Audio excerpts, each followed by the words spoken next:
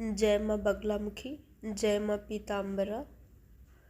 माँ के प्रिय भक्तजनों, मैं आशा करती हूँ कि आप सब माँ की कृपा से कुशल मंगल होंगे और माँ की कृपा सभी बच्चों के जीवन में बनी होगी।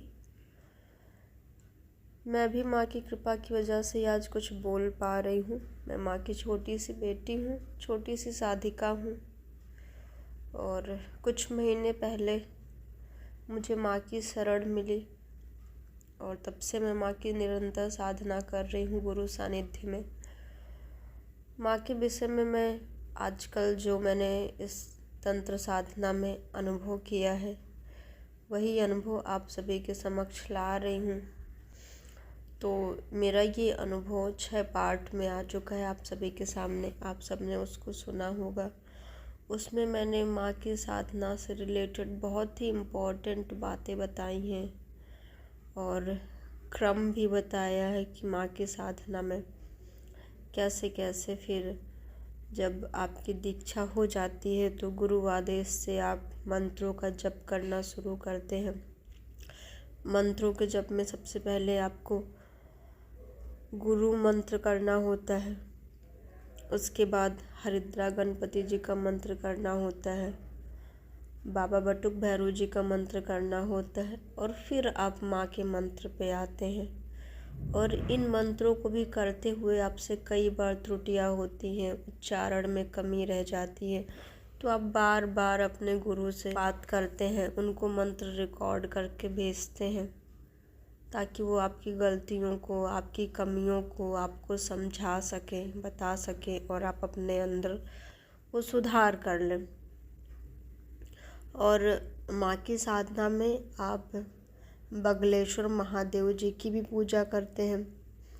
इस बारे में मैंने स्पेशली कभी नहीं बताया किसी भी पार्ट में, क्योंकि उसका रीज़न यही है कि भगवान शिव ने ही अर्धनारीश्वर रूप प्रकट करके ये संदेश दिया था कि शिव ही शक्ति है, शक्ति ही शिव है, दोनों लोग अलग नहीं हैं।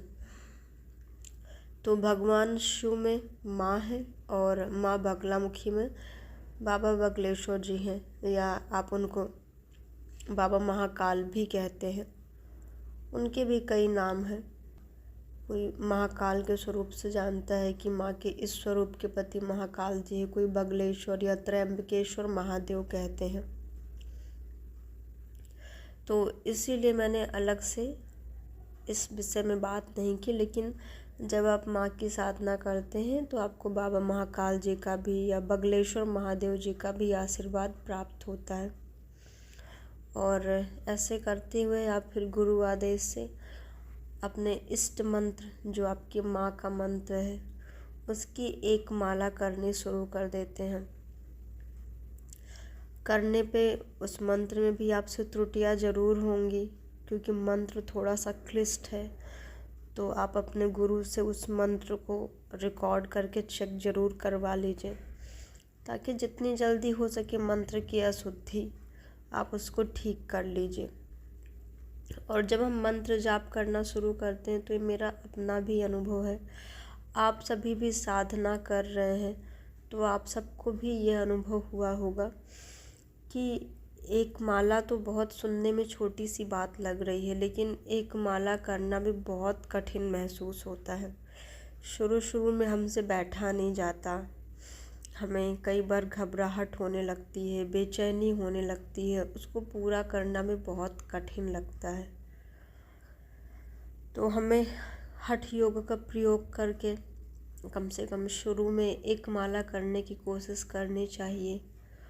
और शुरू में कठिनाई आती है, मुझे भी आई, सबको आई। अपने मंत्रों को भी आप चेक करवा लीजिए। और कई बार हम एक से ज़्यादा माला भी करने की कोशिश करते हैं तो हमसे हो नहीं पाता। तो आप शुरू में एक माला ही करिए और अच्छे से करिए। उसका कई रीज़न है। कई बार हम टाइट कपड़े पहन कर बैठ जाते हैं, ये भी एक बहुत बड़ा रीज़न होता है। तो उससे ब्लड जाम हो जाता है, तो आपके पैर में नसों में खिंचाव सी होने लगती है, दर्द होने लगता है। हमें बैठने की आदत नहीं होती ज़्यादा देर तक, इस वजह से भी दिक्कत होती है। कुछ लोगों के साथ निगेटिविटी वाली प्रॉब्लम होती है, तो उनसे भी बैठा नहीं जाता है। मेरे साथ भी कुछ ऐसा था, तो करने में दिक्कत होती थी। तो आप साधना के समय हमेशा लूज और आरामदायक कपड़े पहने, चाहे कोई मेरे भाई साधना कर रहे हो, चाहे कोई माता बहन साधना कर रही हूँ, ये सभी के लिए है। और जिस आसन में आप आराम से बैठ सकते हैं, जिस आसन में आपकी प्रैक्टिस है, चाहे वो सुखासन है, चाहे वो पद्मासन है, जिसमें आप बैठ पाएँ, उस आसन में बैठ के आप जाप करिए। क्योंकि आपको सिर्फ माँ के मंत्र की ही माला नहीं करनी है कि आप 15, 20, 25 मिनट में करके फ्री हो जाएंगे। आपको क्रम से पहले गुरु मंत्र की कम से कम एक माला करनी है, और करनी ही है। फिर उसके बाद हरिद्रा गणपति जी की करनी है, बाबा की करनी है, उससे हम अपना घेरा लगाते हैं, और शुरू में माँ के मंत्र की एक माला। तो ये आपका क्रम नित्य प्रतिदिन की पूजा में रहता ही है। तो इतनी देर बैठने के लिए आपको थोड़ा सा हठ योग का प्रयोग तो करना ही होगा। और इसीलिए मैंने कहा कि जिस पोजीशन में आप आराम से बैठ पाइए वैसे बैठिए।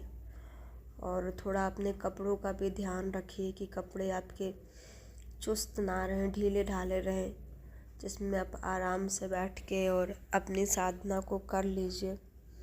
बाकी शुरू में दिक्कत सभी को होती है, ये बहुत ही आम सी बात है कि हमारा मन भी नहीं लगता, हमें उतनी देर बैठने की प्रैक्टिस नहीं होती, तो घबराहट, बेचैनी, ये सब आम सी बात है। लेकिन आप माँ की साधना कर रहे हैं, आप माँ को पाना चाहते हैं, माँ से बहुत कुछ पाना चाहते हैं, तो आपको कर्म तो करना होगा। और जब मन ना लगे तो आपको हठ योग का प्रयोग करके अपने आप को थोड़ा मोटिवेट करना होगा। और धीरे धीरे आप इस चीज़ के अभ्यस्त हो जाएंगे।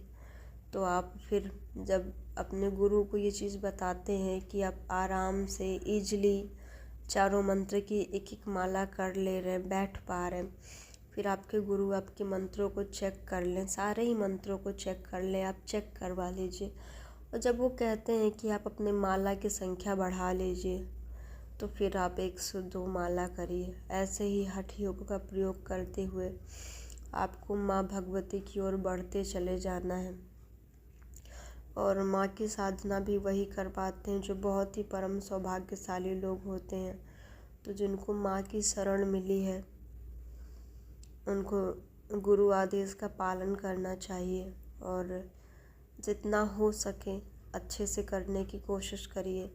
और वो माँ तो आपके साथ है ही, वो प्रतिपल आपके साथ है, आपकी मदद कर रही हैं, आपको देख रही हैं। आपका कल्याण ही होगा माँ से जुड़ के, माँ की साधना करके। मैंने अपने जीवन में जितना देखा, अपने आसपास जितना देखा, जितना अनुभव किया, कि इस संसार में सबसे ज़्यादा अगर कुछ दिखता है तो वो दुख है, और उस दुख का निदान भी नहीं दिखता। कई बार तो ज़िंदगी ख़त्म हो जाती है और इंसान जिस कष्ट में होता है उस कष्ट से निकल नहीं पाता। लेकिन माँ भगवती की शरण लेने के बाद आप अपने जीवन की किसी भी तकलीफ़ से निकल जाएंगे। बस गुरु सानिध्य में रह के साधना करते रहिए, गुरु के बताए हुए रास्ते पे चलते रहिए, और निरंतर माँ के मंत्र का जाप करते रहिए, तो आपके जीवन का परम कल्याण होगा। आप अपने जीवन के किसी भी लक्ष्य को पा लेंगे, चाहे आप शाकाम भक्ति करें, चाहे निष्काम भक्ति करें। कोशिश करिए कि आपके मन में निर्मलता बनी रहे। जितने आप शुद्ध, सरल, पावन हैं, उतना ही आपके लिए अच्छा है, उतने जल्दी आपका माँ से तार जुड़ जाता है। साधना में आपको आपके गुरुदेव भगवान त्राटक करने के लिए भी कहते हैं। आप अपने सामने दीपक जो जलाते हैं वो रख के, एक हाथ या 2 हाथ की मैक्सिमम डिस्टेंस आपसे होती है, और एक सीध में दीपक को देखते हुए और मंत्र जाप करना होता है। इससे आपके अंदर की बहुत सारी अशुद्धियाँ निकलती हैं। आप शुद्ध निर्मल पावन ऐसे भी होते हैं। तो बस नित्य प्रतिदिन अपने आप को बेहतर इंसान बनाने की कोशिश करिए। और जिसको माँ की शरण मिल गई है उसके जीवन में तो परिवर्तन आना ही है। बस माँ के विषय में ऐसे ही सुनते रहिए और माँ की ओर बढ़ते रहिए। और जो लोग सुन रहे हैं मेरे इस अनुभव को, वो बहुत ही परम सौभाग्यशाली लोग हैं।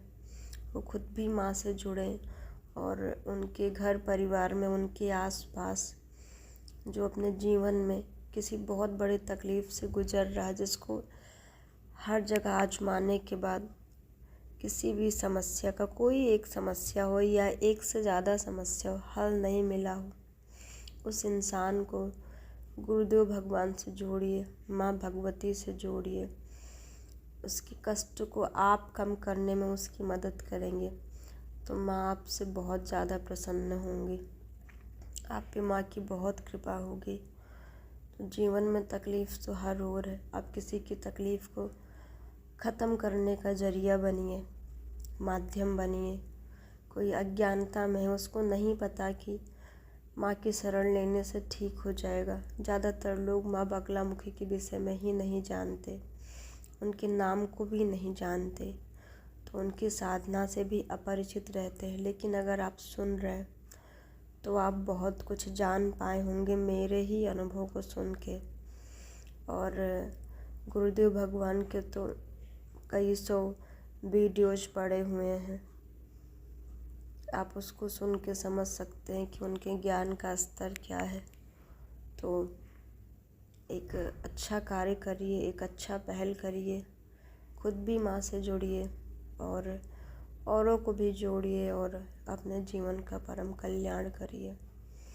माँ की कृपा ऐसे ही सभी भक्तों पे बनी रहे। जय माँ भगवती, जय माँ पीताम्बरा।